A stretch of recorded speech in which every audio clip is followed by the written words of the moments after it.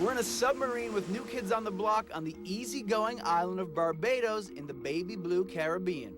In order to even function underwater, submarines have to work in agreement with the key laws of nature. And the New Kids reflect on the first time they agreed to get back together after 15 years. What was it like when everybody came in the room? Where was it? Was it a rehearsal? Like after the non-official yes happened, we're like, okay, we're doing this. We had the Today Show where we're going to make the track.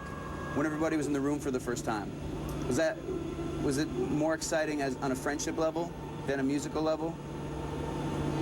It was kind of awkward, you know what I mean? Yeah, actually, for me it was seeing everyone again because we hadn't been together in 15 years. So we were in a studio in Orlando, and Danny had a Bite Me shirt on, so it was really strange. I was like, should we really bite him? Like I was like, should we bite him or should we give him a good hug?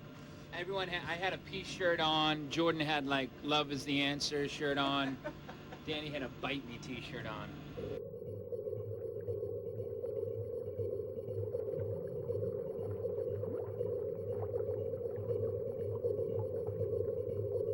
Just want to interrupt. The Butter Hamlet is on the left, ladies and gentlemen. The Butter Hamlet. The thing that I dig about what happened with you guys coming back is that a lot of artists who had a moment further back, but they've kind of kept doing it. When you guys kind of separated yourselves from it and then came back, you came back with new music, and I think that's a lot of artists haven't been able to do that. Do you think it's because you waited and if you were going to do it, it had to be about finding the right song and the right track? Yeah, I think the music made it okay for us. I think we carried a lot of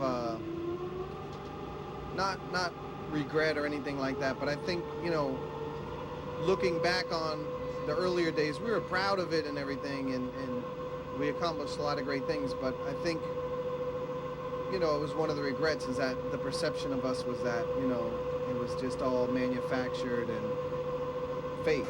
We wanted to show ourselves and our fans and anybody else who cared to pay attention that we really were about the music all along. We just were kids in a corporate machine, and that is what it is.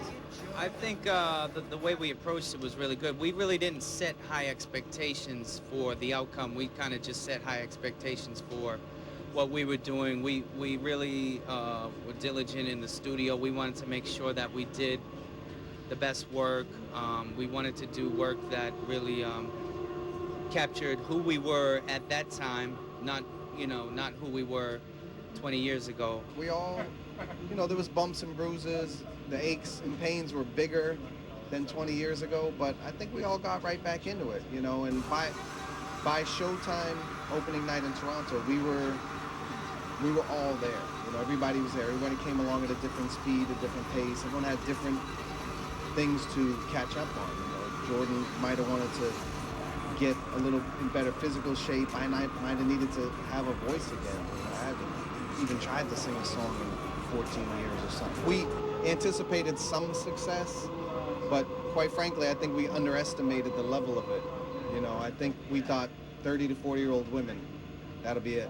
Right. And it was actually like 25 to 40-year-old women and their kids and their husbands, and it was so much bigger than we thought. Somewhere you talked about this relationship with those fans, where you said, now we've got 30 to 35-year-old people who have kids. They were our fans, but who's entertaining them now? What do they have, right? And I think it's an interesting relationship you have, because a lot of those, people who are mothers now were the ones that maybe were chasing your cab, but now it's like it's a completely different relationship with them. At least with that it's the same right? relationship, but it's a little more mature.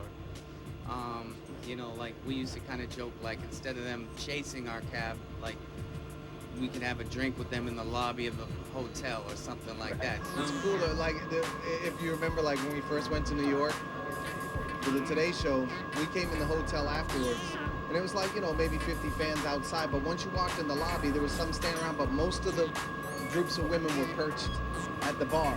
They were sitting, they all had booze, they all had their spots and their drinks, and like, they kind of set the tone already, like, we're more mature now and we want to engage you in a different way. We're not going to harass you coming through the lobby, but if you want to come and sit down and have a drink with us and talk and catch up, we, you know, We're into it. we're women now. We're grown up now.